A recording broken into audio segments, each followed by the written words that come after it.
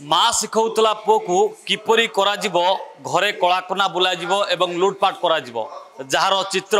वर्तमान भरतपुर थाना पुलिस हाथ में पड़ी एवं ए जो बड़ लुटपाट जे मास्टर माइंड थे से माँ एवं दुई मायूसी को गिरफ्त कर भरतपुर थाना पुलिस। आपड़ देखुवे सीधा सड़क भाव जो 3 जन महिला रही भितर जड़े माँ रही दुज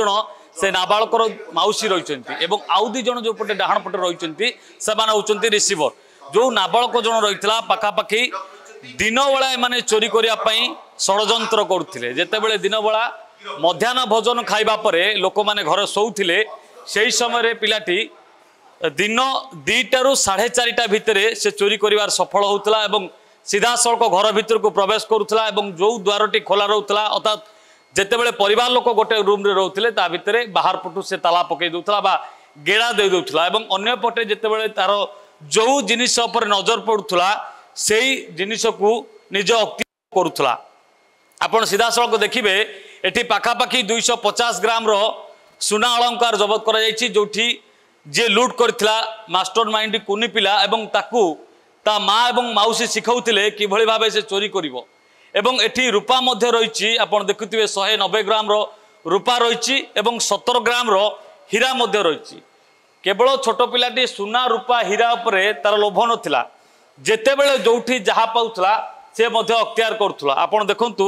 मो बाम पार्श्व रहिछि 4टी लैपटॉप एवं 3टी मोबाइल केवल सेतिकी नुहे 2टी गैस सिलिंडर एवं गोटे टीवी मध्य से चोरी करिवार सफल होता एवं जिते भीतर को घर भीतर को प्रवेश करुला आखि सामने जहाँ किछि पड़ूला से चोरी करिवारे निज हाथ को नबार अख्तियार करिवारे से सफल होता एवं एभली घटना 11 तारिख में जड़े चिन्मय दलई जहाँ घर चोरी होता से अभियोग आनी अभियोग पर भुवनेश्वर भरतपुर थाना आईआईसी पक्षर स्वतंत्र टीम जरिया ए रैकेट को धरिवार सफल होती कौ माने संपृक्त थिले जेतेबेले नाबाल चोरी करुला एवं ए माने जो 5 जन रही माँ माउसी भितर 2 जन रिसीवर रही एमाने जिनस नेण देण करुले अर्थात एमान पाखरे जिनस रोला जहाँ को धरिबारे पुलिस सफल होती एवं जो मास्टर माइंड रही माँ एवं माउसी से धरिबार सफल होती पुलिस। भुवनेश्वर कैमरा पर्सन गुडू प्रियकांत साहू रियो न्यूज। जदि आपंक आम भिडी भल लगा तेब आम चैनल को लाइक शेयर और सब्सक्राइब करने को जमा भी भूलु नहीं।